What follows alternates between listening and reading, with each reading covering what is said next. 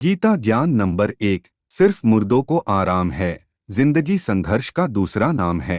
भगवान श्री कृष्ण का जीवन कहता है, आप कोई भी हो, संसार में आए हैं तो जब तक जीवन है आपको संघर्ष करना ही होगा। वे चाहे श्री कृष्ण हो या पुरुषोत्तम श्री राम, मानव अवतार लेकर परमात्मा भी सांसारिक चुनौतियों से बच नहीं पाए। लेकिन श्री कृष्ण ने कभी किसी बात की शिकायत नहीं की, हर परिस्थिति को जिया और जीता।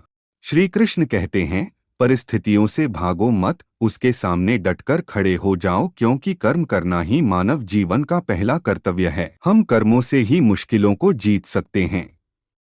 गीता ज्ञान नंबर 2। शिक्षा वही जो अज्ञान घटाए, कौशल बढ़ाए।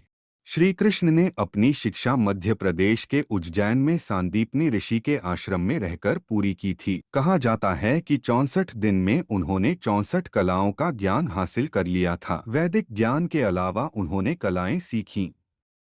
शिक्षा ऐसी ही होनी चाहिए जो हमारे व्यक्तित्व का रचनात्मक विकास करे। संगीत, नृत्य, युद्ध सहित 64 कलाएं कृष्ण के व्यक्तित्व का हिस्सा बनी। अगर आप विद्यार्थी हैं तो खुद को सिर्फ किताबी ज्ञान तक सीमित ना रखें, अपने कौशल पर ध्यान दें, हरफनमौला बने। अगर आपके बच्चे स्कूल में पढ़ते हैं तो उन्हें अपने व्यक्तित्व को कौशल समृद्ध करने को प्रोत्साहित करें, उनमें कोरा ज्ञान ना भरें। उनकी पढ़ाई ऐसी हो कि उनकी रचनात्मकता को नए आयाम मिलें। गीता ज्ञान नंबर 3। प्रेम बचा रहेगा शेष, रिश्तों में करें निवेश। कृष्ण ने जीवन भर कभी उन लोगों का साथ नहीं छोड़ा जिनको मन से अपना माना।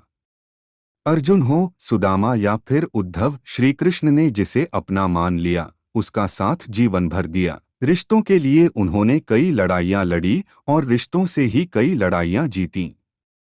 उनके जीवन का सीधा संदेश है, सांसारिक इंसान की सबसे बड़ी धरोहर रिश्ते ही हैं। अगर किसी के पास रिश्तों की थाती नहीं तो वह इंसान संसार में अच्छा जीवन नहीं जी सकता। इसलिए रिश्तों को दिल से जिएं और उन्हें प्रेम से भरपूर बनाए रखें। गीता ज्ञान नंबर 4। शांति की चाह बनेगी उन्नति की राह। श्री कृष्ण ने महाभारत का युद्ध होने से पहले शांति के लिए पांडवों और हालांकि दोनों ही पक्ष युद्ध लड़ने के लिए आतुर थे, लेकिन श्री कृष्ण ने हमेशा चाहा कि कैसे भी युद्ध टल जाए। सबक यही है कि झगड़ों से कभी समस्याओं का समाधान नहीं होता। शांति के मार्ग पर चलकर ही हम समाज का रचनात्मक विकास कर सकते हैं। श्री कृष्ण ने समाज के लिए और मन के लिए शांति को ही सर्वोपरि कहा। उन्होंने समझाया कि कोई भी परेशानी तब तक मिट नहीं सकती जब तक शांति ना हो। शांति से ही सुख मिल सकता है, शांति से ही उन्नति संभव है। गीता ज्ञान नंबर 5। तात्कालिक आवेश में लोच, जरूरी है दूरगामी सोच। महाभारत की कहानी में जुए की घटना के बाद पांडवों को वनवास हो गया। तब श्री कृष्ण ने दूरदृष्टि दिखाते हुए अर्जुन को समझाया कि यह समय जाया करने के लिए नहीं बल्कि भविष्य के लिए तैयारी करने का है। उन्होंने सबको महादेव शिव, देवराज इंद्र और देवी दुर्गा की तपस्या करने के लिए कहा। श्री कृष्ण जानते थे कि दुर्योधन को कितना भी समझाया जाए वह पांडवों को कभी उनका राज्य नहीं लौटाएगा। तब अपना हक पाने के लिए शक्ति और सामर्थ्य की जरूरत होगी। कर्ण के कुंडल कवच पांडवों की जीत में आड़े आएंगे, यह भी वे जानते थे। उन्होंने हर चीज पर बहुत दूरगामी सोच रखी।